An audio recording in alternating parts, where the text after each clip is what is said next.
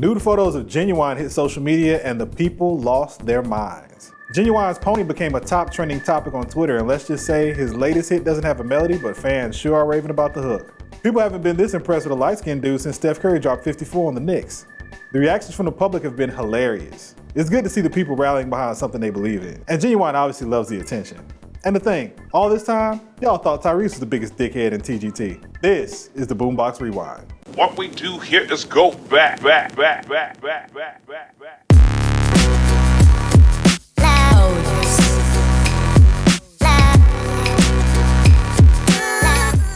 What is up, Boombox fans? I'm Stereo Williams, music writer, culture critic, and gangbanger in a very special episode of Doogie Howser MD, here with all the crazy news from this past week. The Tribe Called Quest comeback has been one of the feel-good stories of 2016. The Queen's Crew is getting a lot of love for their new album, We Got It From Here, Thank You For Your Service.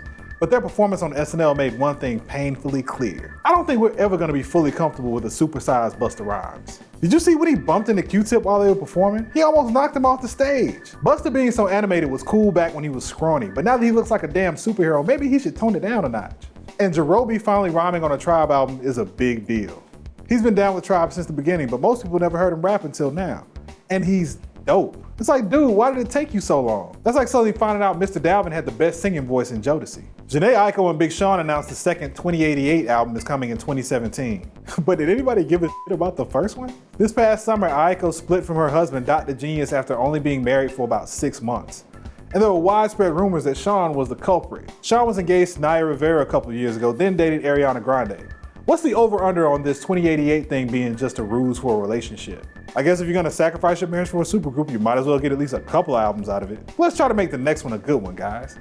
We'll start cheating with more talented people. We have shots fired! Shots fired.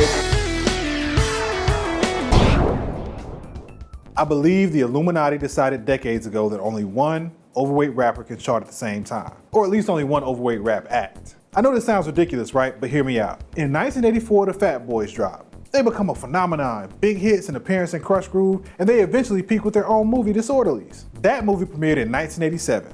The same year, one Heavy D dropped his debut album. Suddenly, the Fat Boys are no more, and Heavy D is dropping hit after hit, rapping alongside Janet and Michael Jackson, appearing on TV shows and movies, and he had a cool-ass Sprite commercial. In 1994, Heavy D drops his best-selling album, Nothing But Love.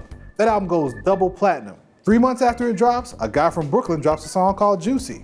That guy was the Notorious B.I.G., and Heavy D never charts again. Biggie is a superstar, one of the biggest rappers in the game from 94 until he's tragically murdered in 97. That same year, a Bronx legend will release his first single. Big Punisher drops I'm Not a Player and becomes the first Latino rap superstar. Unfortunately, his career is cut short when he dies from a heart attack in 2000. Now, Fat Joe had been Pun's longtime friend and associate and had been in underground rap circles since 1994. Despite being a hip-hop vet, Fat Joe doesn't get his first chart success until after Pun's death.